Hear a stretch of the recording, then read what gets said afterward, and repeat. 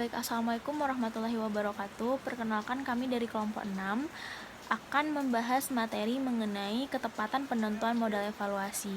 Kami dari kelompok 6 beranggotakan 3 orang, yaitu saya sendiri, Ismatul Husna, sebagai moderator sekaligus pemateri. Yang kedua, Jessica Zulianda sebagai pemateri. Dan yang ketiga, Janeswara sebagai pemateri. Sebelum kita masuk kepada penjelasan mengenai materi kali ini, ada baiknya kita mengetahui apa-apa saja yang akan dibahas pada pertemuan kali ini. Yang pertama yaitu tentang makna ketepatan. Yang kedua, model evaluasi yang tepat untuk program pemrosesan. Yang ketiga, model evaluasi yang tepat untuk program layanan. Dan yang keempat, model evaluasi yang tepat untuk program umum.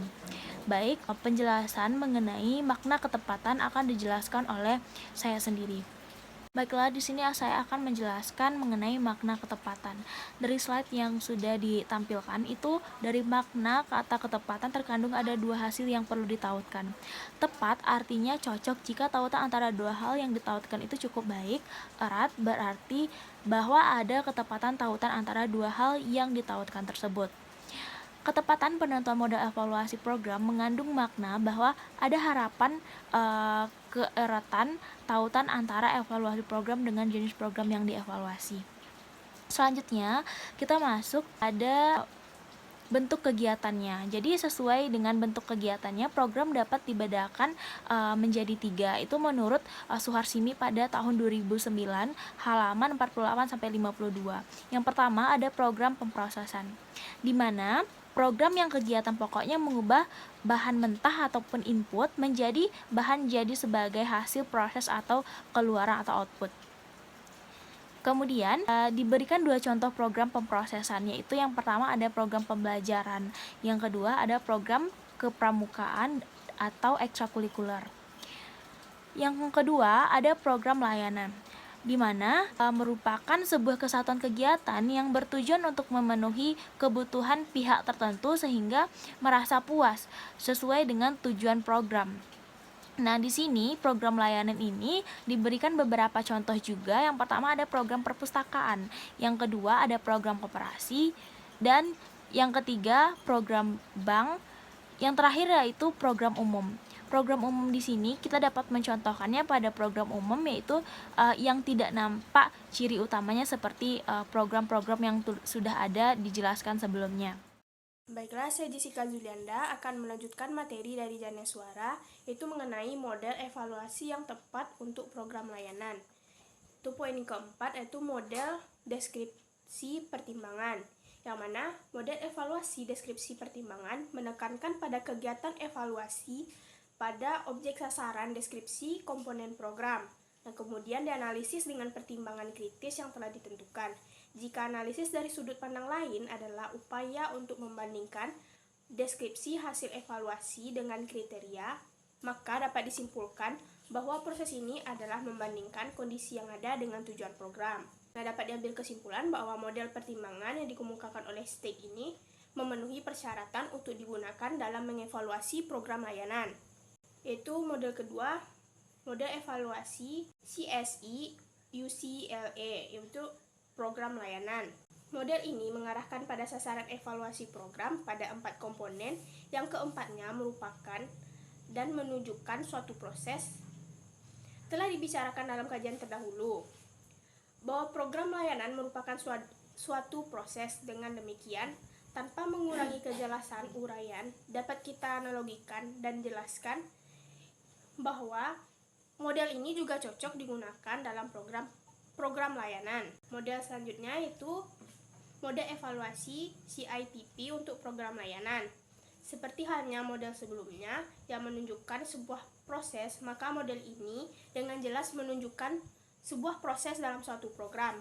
Dengan demikian dapat diambil kesimpulan yang sama dengan model-model sebelumnya, bahwa model ini juga tepat dan cocok diterapkan untuk mengevaluasi program layanan, seperti halnya program keperpustakaan dan koperasi. Model selanjutnya yaitu model evaluasi kesenjangan untuk program layanan, yang mana model kesenjangan ini memiliki karakteristik khusus dibandingkan dengan model-model yang lainnya, yang mana model ini model yang luas karena dapat digunakan pada semua jenis program.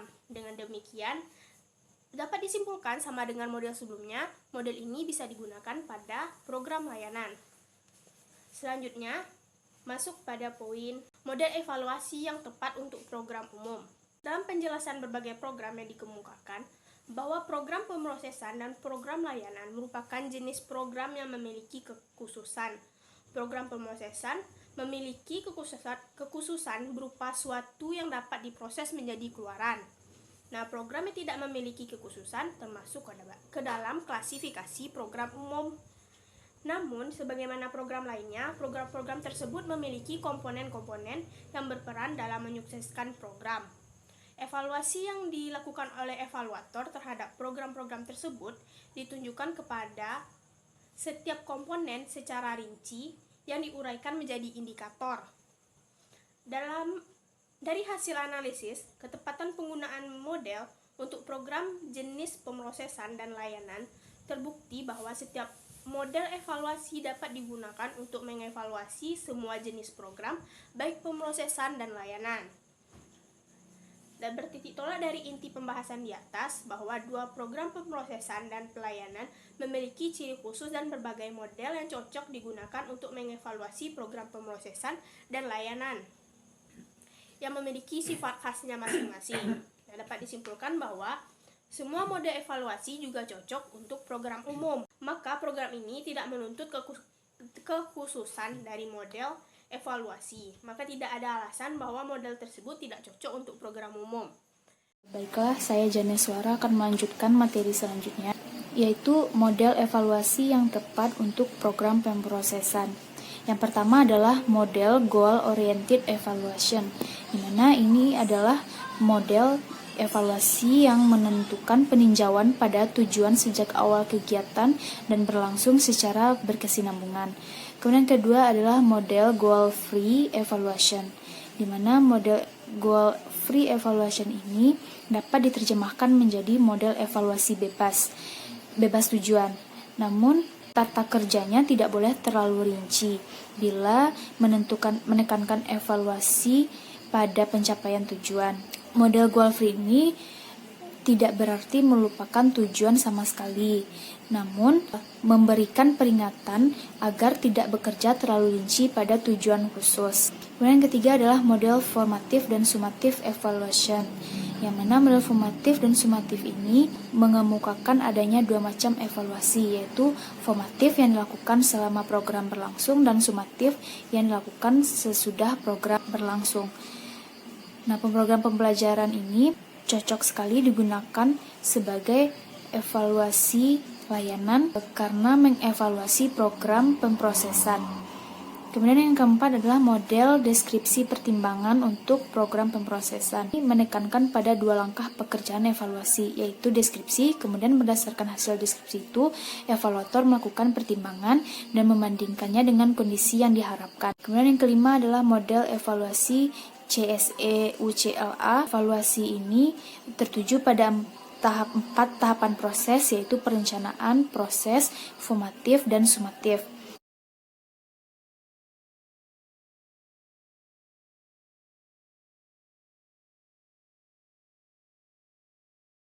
Kemudian yang keenam ada model evaluasi CIPP untuk program pemrosesan. Berdasarkan penjelasan dari model CIPP ini, bahwa model ini mengarah pada objek sasaran evaluasinya, yaitu proses dan masukan sampai hasil. Dengan demikian, model ini sangat tepat dan cocok untuk mengevaluasi program pemrosesan. Kemudian yang ketujuh adalah model evaluasi kesenjangan. Model pembicaraan mengenai berbagai model ini, kita bisa menggunakan model evaluasi kesenjangan ini untuk mengevaluasi program pemrosesan, karena model ini menjadi dasar dalam evaluasi program untuk menilai kesenjangan. Yang selanjutnya adalah model evaluasi yang tepat untuk program layanan. Yang pertama adalah model goal evaluation untuk program layanan, yaitu contohnya layanan perpustakaan maupun koperasi yang dapat dievaluasi sejak awal program itu beroperasi dan mengacu pada tujuan yang sudah ditetapkan.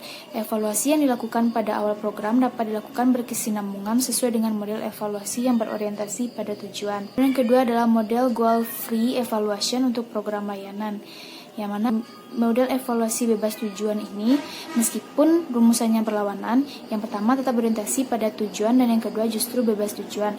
Namun operasinya tidak jauh berbeda. Bebas tujuan tidak berarti melepaskan diri dari tujuan, tapi hanya diingatkan oleh penciptanya untuk tidak boleh rinci dan mengacu pada tujuan khusus. Dan yang ketiga adalah model formatif dan sumatif evaluation untuk program layanan. Kedua model ini memungkinkan dilaksanakan sejak awal hingga akhir program secara berkesinambungan. Evaluasi formatif dan sumatif ini adalah dua jenis kegiatan evaluasi yang dapat dikatakan merupakan cuplikan dari proses evaluasi yang berkesinambungan. Karena itu, model evaluasi formatif dan sumatif sangat tepat dan cocok digunakan untuk program layanan.